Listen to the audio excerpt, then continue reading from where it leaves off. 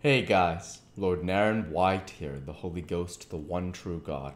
Back with you with the next video in my series reading The Adventures of Huckleberry Finn by Mark Twain. Without further ado, returning to The Adventures of Huckleberry Finn as read by Lord Naren White.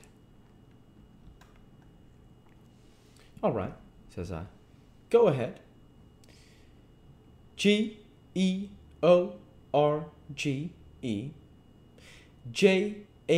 Jackson. There now, he says. Well, says I, you done it, but I didn't think you could. It ain't no slouch of a name to spell, right off without studying. I set it down, private, because somebody might want me to spell it next, and so I wanted to be handy with it, and rattle it off like I was used to it. I was a mighty nice family, and a mighty nice house, too. I hadn't seen no house out in the country before that was so nice, and had so much style.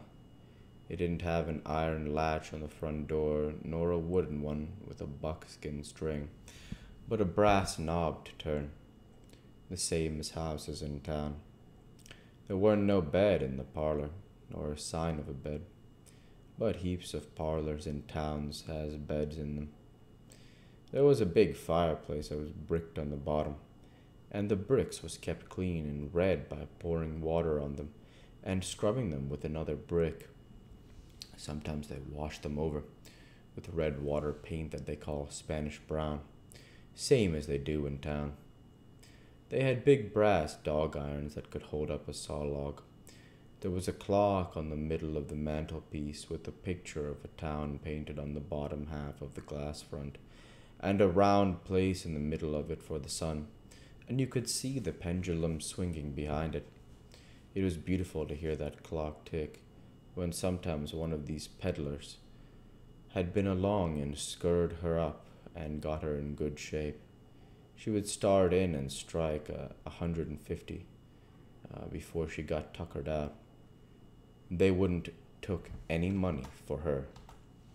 Well, there was a big outlandish parrot on each side of the clock, made out of something like chalk, and painted up gaudy. By one of the parrots was a cat made of crockery, and a crockery dog by the other. And when you pressed down on them, they squeaked, but didn't open their mouths nor look different nor interested.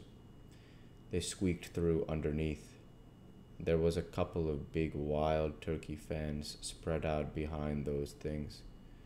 On the table in the middle of the room was a kind of lovely crockery basket that had apples and oranges and peaches and grapes piled up in it, which was much redder and yellower and prettier than real ones is.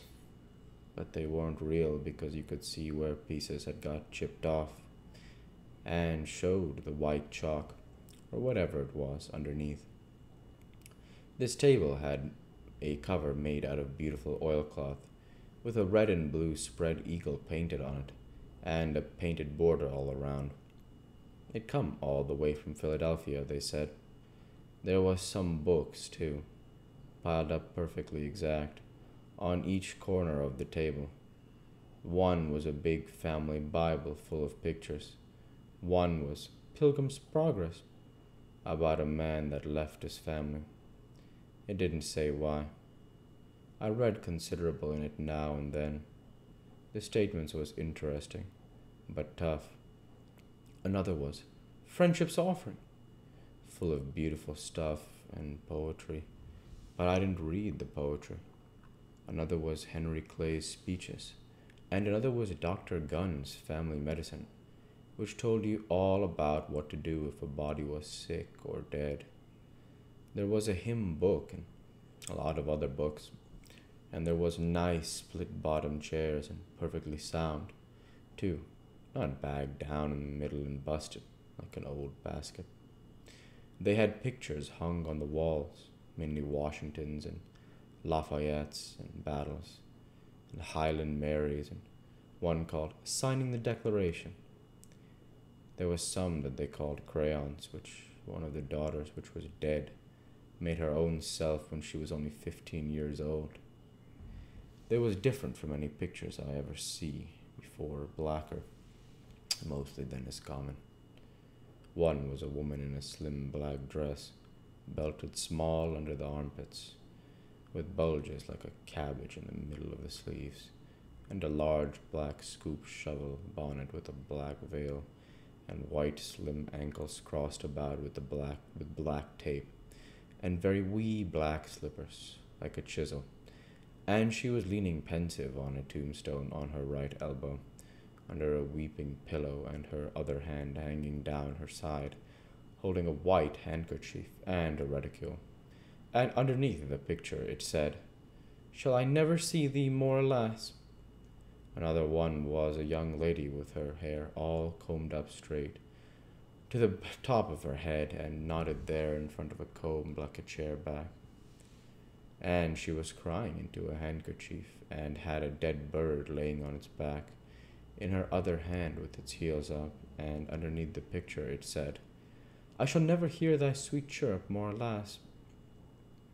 There was one where a young lady was at a window, looking up at the moon, and tears running down her cheeks, and she had an open letter in one hand with black sealing wax showing on one edge of it, and she was mashing a locket with the chain to it against her mouth, and underneath the picture it said, "And art thou gone? Yes, thou art gone, alas." These was all nice pictures, I reckon, but I didn't somehow seem to take to them, because if ever I was down a little, they always give me the fan tods.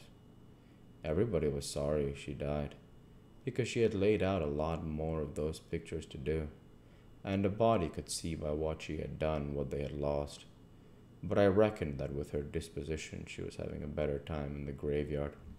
She was at work on what they said was her greatest picture when she took sick, and every day and every night it was her prayer to be allowed to live till she got it done. But she never got the chance. It was a picture of a young woman in a long white gown, standing on the rail of a bridge all ready to jump off, with her hair all down her back and looking up to the moon, with the tears running down her face, and she had 2 arms folded across her breast, and 2 arms stretched out in front, and 2 more reaching up towards the moon, and the idea was to see which pair would look best, and then scratch out all the other arms.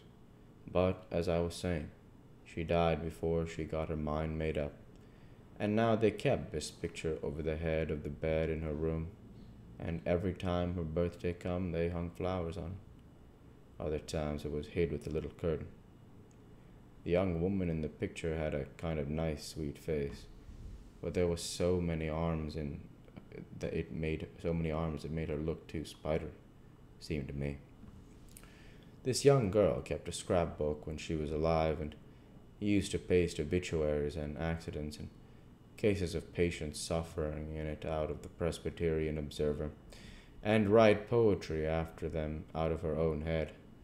It was very good poetry.